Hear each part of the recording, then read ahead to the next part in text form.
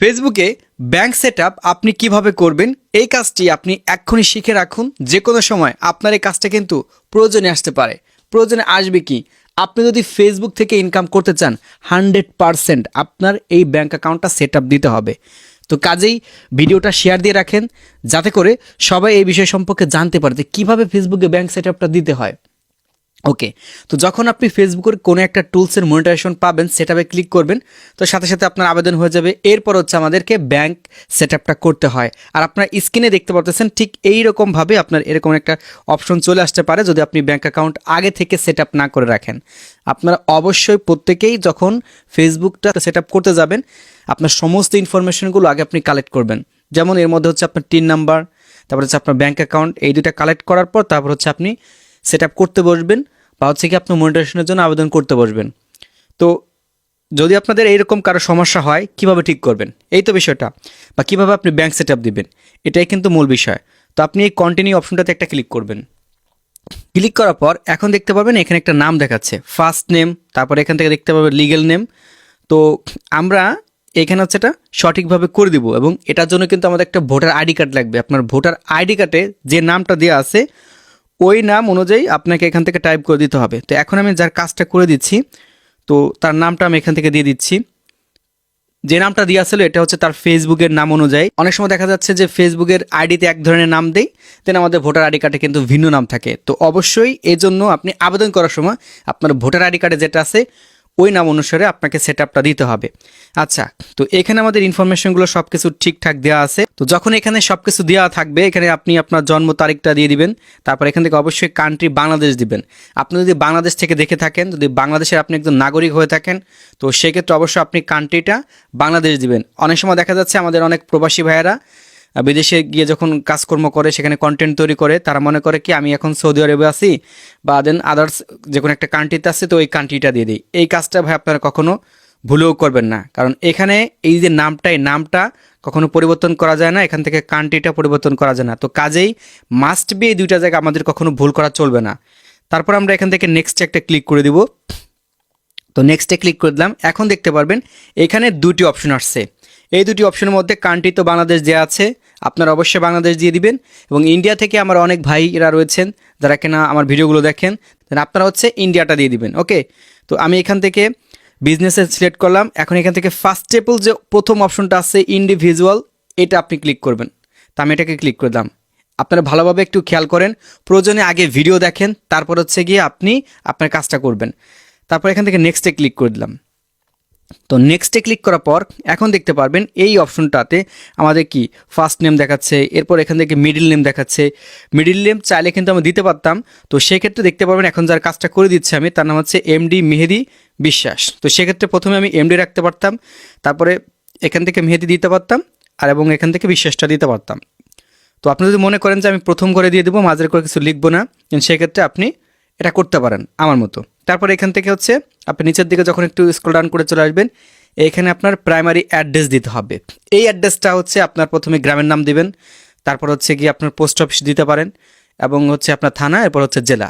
এভাবে হচ্ছে আপনার প্রাইমারি অ্যাড্রেসটা দিতে হবে। তো আমার আগে থেকে এটা কপি করা ছিল, আমি এখান থেকে বসিয়ে দিলাম। তারপর এখান থেকে সিটি, আপনার সিটিটা কোথায়, ঠিক আছে। তো ধরেন আমার হচ্ছে ফরিদপুর, FARIDPUR, ফরিদপুর আমি দিয়ে দিলাম। আপনার যে শহরটা রয়েছে সেই শহরের নামটা দিবেন। তারপরে এখান থেকে রিজিয়নটা সিলেক্ট করে দেবেন, অর্থাৎ আপনার বিভাগ কোন বিভাগের মধ্যে আপনি আছেন। তো আমি ঢাকা বিভাগের মধ্যে রয়েছে, ঢাকা দিয়ে দিলাম। আপনি যদি খুলনা বিভাগ হয়ে থাকেন তাহলে খুলনা দিবেন, যদি বরিশাল হয়ে থাকেন বরিশাল দিয়ে দিবেন। ওকে, তো তারপর এখান থেকে পোস্ট কোডটা দিয়ে দিতে হবে। তো আপনার ভোটার আইডি কার্ডের পেছনে দেখতে পারবেন 4 ডিজিটের কোড নাম্বার আছে, কোডটা বসিয়ে দিবেন। আমি এখান থেকে বসিয়ে দিলাম। তারপর এখান থেকে দেখতে পারবেন একটা ফোন নাম্বার এবং হচ্ছে একটা ইমেল অ্যাড্রেস, এই দুটো আপনাকে দিতে হবে। এবং এই যে নিচের দিকে দেখতে পারবেন যে টিন নাম্বার দিতে বলছে, এই টিন নাম্বারটা আপনারা দিয়ে দিবেন। কোথায় পাবেন টিন?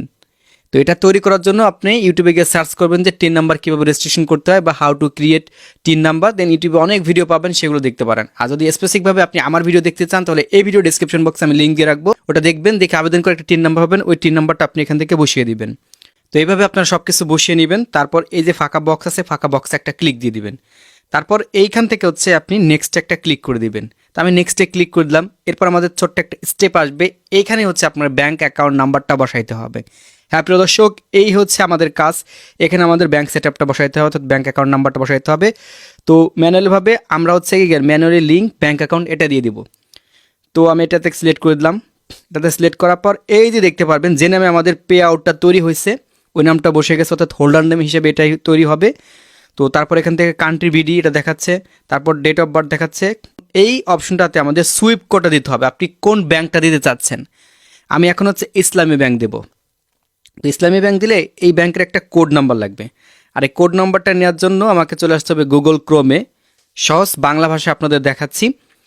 তো আপনি সার্চ করবেন, যেহেতু আমরা ইসলামী ব্যাংক দিব, তো এখান থেকে লিখবো, এখান থেকে আপনি টাইপ করবেন ইসলামী ব্যাংক সুইপ কোড। তো এটা লেখার পর তো এখানে দেখতে পারবেন এই যে ইসলামী ব্যাংকের সুইপ কোডটা চলে আসছে। তো সংখ্যাগুলো বাদ দিয়ে আপনি কপি করবেন, কপি করে বসিয়ে দিবেন। এই যে আমি এখান থেকে কপি করলাম, সেম এই অপশনটাতে চলে আসলাম।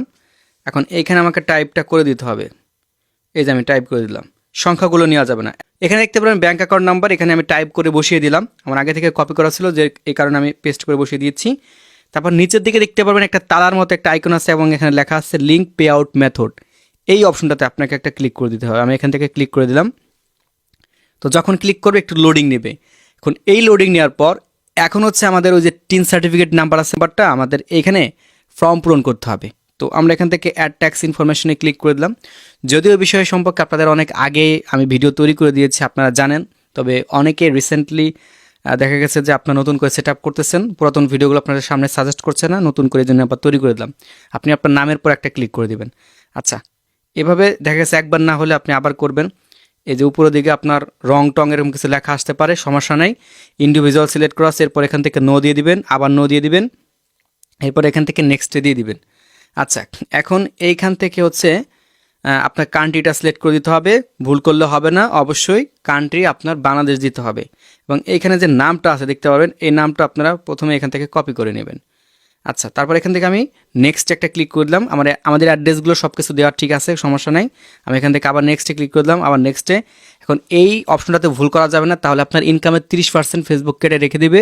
তো আমরা এখান থেকে 0%-এ ক্লিক করে দেবো। তারপর এখান থেকে নেক্সটে ক্লিক করে দেবো।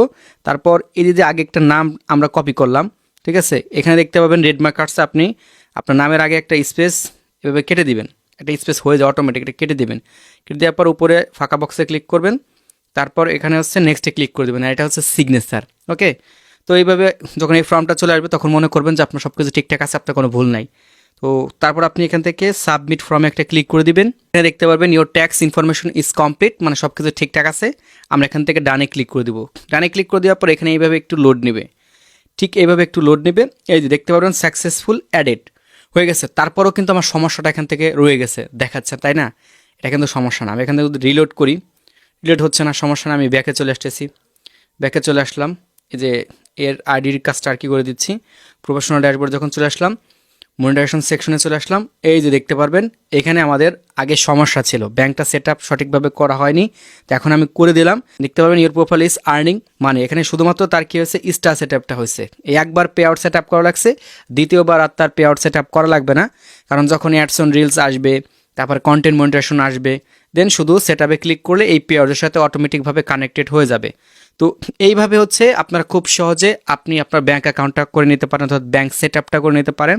আশা করি এই ভিডিওটা আপনাদের সকলের উপকারে আসবে। আর যেহেতু উপকারে আসবে সেহেতু মাস্ট বি ভিডিওটা আপনারা বেশি বেশি শেয়ার করে সবাইকে দেখার সুযোগ করে দেবেন। এতটুকু আপনাদের কাছে রিগার্ডস থাকবে। ধন্যবাদ ধৈর্য সহকারে ভিডিওটি দেখার জন্য। আল্লাহ হাফেজ।